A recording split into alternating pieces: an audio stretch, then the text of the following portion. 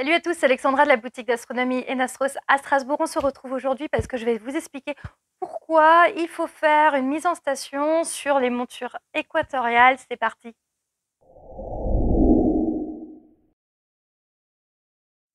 Alors des vidéos sur les mises en station, vous devez en avoir une panoplie sur internet, mais spécifiquement en fait, pourquoi faire la mise en station? Je reprends juste la mise en station, qu'est-ce que c'est? En fait, c'est la position de votre monture équatoriale. Alors, monture équatoriale, monture azimutale, si vous ne savez pas la différence, je vous renvoie sur la vidéo où j'explique voilà, la différence entre les deux. Les azimutales, il n'y a pas besoin de faire une mise en station, je le vois souvent sur les groupes. Les gens disent mais j'ai une monture azimutale, je fais comment la mise en station? Mais en fait, tu n'as pas besoin de faire de mise en station avec ta monture azimutale, tu poses, tu pointes et c'est tout, tu n'as pas de mise en place particulière. Par contre, pour l'équatorial, c'est pas la même chose. La maniabilité de cette monture, c'est une petite prise en main, c'est un petit peu comme l'embrayage, les voitures pas automatiques, hein, l'embrayage de votre voiture, vous savez, vous devez trouver le point d'embrayage là, à un moment donné, vous savez, pour passer la première tranquillement, enfin quand vous êtes en première, vous passez à la deuxième. C'est une prise en main particulière, c'est pas compliqué, mais franchement, ça s'apprend avec le temps. Plus vous allez utiliser, plus vous allez sortir votre monture équatoriale et plus vous allez prendre l'habitude de comprendre sa maniabilité. Sur les deux mouvements de la monture équatoriale, vous allez avoir l'ascension droite et la déclinaison. Donc là, vous avez vos deux vis de serrage, donc ascension droite et déclinaison. Donc en fait, votre monture, il faut imaginer que la monture, elle fait comme une sphère au niveau de ses mouvements. Quand vous allez en fait avoir vos mouvements, c'est comme si voilà, on était sur un globe. La mise en station, il faut la faire parce que vous vous doutez bien, enfin en tout cas on l'a tous appris et on le sait, la Terre elle est ronde, patatoïde plus exactement, mais elle est ronde approximativement, en tout cas elle n'est pas plate, hein. N'écoutez pas ces gens sur internet qui disent que la Terre est plate. Donc forcément si elle est ronde, on va avoir l'axe de rotation de la Terre, le nord et le sud, qui va faire ce mouvement de rotation, hein, la Terre qui tourne sur elle-même, d'ailleurs qui pas forcément un axe fixe. D'ailleurs, c'est pour ça souvent que les mises en station doivent se faire, doivent se contrôler. Elles se font à chaque soirée parce qu'on a ce mouvement de précession qui peut décaler et donc ça se règle à chaque fois. Donc une mise en station, c'est minutieux, ça demande un peu de pratique, ça demande de la patience puisqu'en fait, il faut aller s'aligner, donc axer finalement ici, là, votre axe, ici, c'est celui-là, qui va aller s'orienter vers l'axe de rotation de la Terre. Pourquoi? Parce que la monture équatoriale, elle permet de compenser ce mouvement de rotation de la Terre. Et pour suivre, pour être bien aligné avec l'axe de rotation de la Terre, en tout cas pour compenser correctement ce mouvement de rotation, il faut être aligné parfaitement sur cet axe. Ça paraît logique, mais en fait, souvent, les gens, ils n'arrivent pas trop à saisir pourquoi. Et c'est aussi pour ça que l'azimutal, en fait, il n'y a pas besoin de faire de mise en station parce que, en fait, le suivi, il ne se fait pas sur les mêmes axes. Et donc, c'est pour ça qu'on fait la mise en station. Donc, sur les montures, les petites montures comme ça, vous avez dû le voir aussi sur mes autres vidéos de présentation. Moi, généralement, la mise en station, je la fais approximativement parce que je fais du visuel. Et de toute façon, je le corrige en fait du coup avec la déclinaison. Donc généralement, si je suis pas bien axée, moi je le corrige manuellement. Visuellement, ça me fera pas, ça me choquera pas. Voilà. Donc moi généralement, ce que je fais, c'est que je vais mettre ma latitude avec ma coordonnée par rapport au lieu où je suis. Donc par exemple 49 degrés pour Strasbourg. Et après avec souvent avec la boussole, parce que parfois quand j'arrive en fait sur un terrain où j'observe, il fait pas encore nuit et je sais pas où est mon étoile polaire. Pour m'orienter vers le nord, donc j'utilise la boussole dans un premier temps qui va m'indiquer le nord magnétique.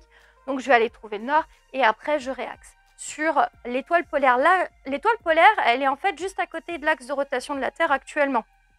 J'ai bien précisé actuellement, parce qu'avec le mouvement de précession, tout se décale.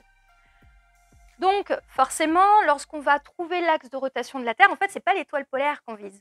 C'est l'axe de rotation de la Terre qui est juste à côté, dont le point de repère est l'étoile polaire. Et dans ce cas-là, on est sur des plus grosses montures. À partir de la monture EQ32 de Skywatcher, on peut retrouver des viseurs polaires. Voilà, je vais aller chercher le viseur polaire. Donc voici en fait à quoi ça ressemble. Il vient se placer, alors pas sur cette monture, la EQ2 et la EQ1 ne sont pas équipés pour placer le viseur polaire, mais en fait il va se placer sur les grosses montures à ce niveau-là. Les EQ6, la H et EQ5 sont déjà dotés du viseur polaire, donc c'est assez pratique. Petite info, n'hésitez pas à prendre l'éclairage du viseur polaire. J'ai quand même pas mal de copains qui l'ont acheté parce qu'en fait, quand on est en pleine nuit, en fait, on ne voit pas les données, hein, nos informations qui sont sur le viseur polaire. Et donc, c'est vrai que quand il fait nuit, c'est pratique d'avoir le petit éclairage qui va avec. Je crois que sur les grosses montures, l'éclairage est aussi mis avec, donc c'est assez pratique. Parce que maintenant, nous, on a la IQ6, donc on a pu un petit peu le tester. Mais effectivement, c'est assez sympa. Je vous mets un visuel de ce qu'on retrouve du coup dans le viseur polaire. Vous allez avoir au centre l'axe de rotation de la Terre. Vous allez avoir le nord, l'axe avec l'étoile polaire qui est indiquée par les données des dates. Puisque avec le mouvement de précession, comme ça se décale, il faudra du coup le réajuster en fonction de l'année. Vous voyez qu'il y a une limite de date. Donc, il faudra changer de viseur polaire après 2040.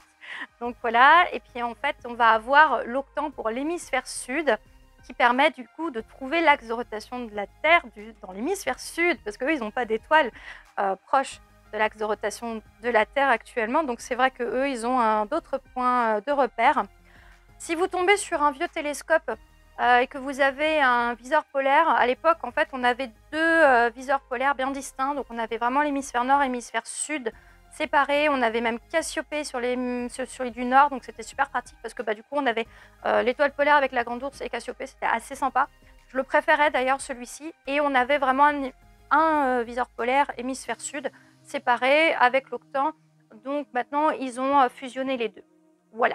Mais en fait, c'est pour ça, en fait, tout simplement qu'on fait, qu'on fait la mise en station. Spécifiquement, si vous ne la faites pas, c'est pas grave en visuel. En astrophotographie, c'est pas la même chose. Il faut vraiment être aligné. Vraiment, il faut faire une mise en station aux petits oignons parce que lorsque vous allez faire votre pause longue sur l'astre que vous voulez photographier, si maintenant vous n'avez pas un bon suivi, ça va faire un peu comme les.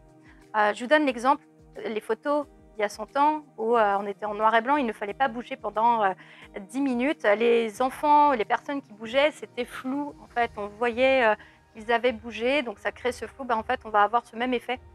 Si vous ne vous alignez pas avec l'axe de rotation de la Terre, lorsque vous prenez une photo, en fait, vous allez avoir soit l'étoile qui va être étirée, forcément, parce que elle va pas se suivre correctement, soit du coup, vous allez avoir quelque chose de flou, donc c'est pas forcément net. Sur des pauses courtes, 30 secondes à la limite, ça se voit. Ça se voit, mais moins que sur des pauses quand même de plusieurs minutes, dizaines de minutes aussi. Donc voilà. Donc pensez à bien vous aligner avec l'axe de rotation de la Terre, c'est important. Si vous utilisez la ZGTI, il y a le support Kepler. Je vous le mets dans le descriptif en tout, le support Kepler pour le viseur polaire. Il faudra juste donc prendre le support et le viseur polaire. En plus, si vous passez en mode équatorial, c'est pas pareil, c'est dans ma vidéo où je passe en équatorial, donc n'hésitez pas à aller la voir. J'espère que cette vidéo, voilà, j'ai essayé d'être courte. J'aime bien faire des vidéos pas trop longues, pas trop non plus. Voilà, après, c'est à vous de faire votre mise en station. Hein, c'est pas à moi. Moi, je suis juste là pour vous expliquer de manière simple comment, en tout cas, pourquoi on va faire cette mise en station. N'hésitez pas à vous abonner voilà, sur les réseaux sociaux, le Facebook Enastros, l'Instagram Alex Enastros et enastros.fr. Je vous remercie d'avoir regardé ma vidéo et puis je vous dis à la prochaine. Salut, salut!